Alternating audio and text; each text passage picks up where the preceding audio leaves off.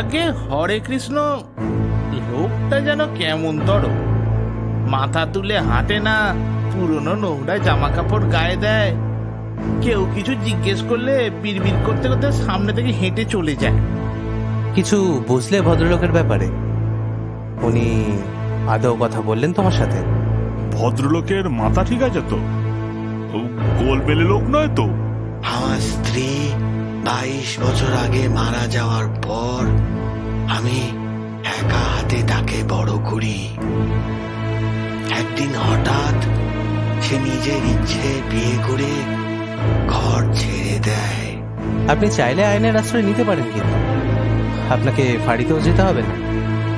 আপনি সাদা কাগজে লিখে একটা অভিযোগ আমার বা হজরতের হাতে দিয়ে দেবেন, আমরা এফআইআর দায়ের করে নেব, তারপর যা করণীয় তা করবো। আমায় বাঁচান, আমায় বাঁচান, আমায় বাঁচান, দয়া করে আমায় বাঁচান। ও আমায় লাইনে শোয়াচ্ছে, আমি পারছি না, আমি আর পারছি না। ফোন ছাড়বেন না, কথা বলতে থাকুন।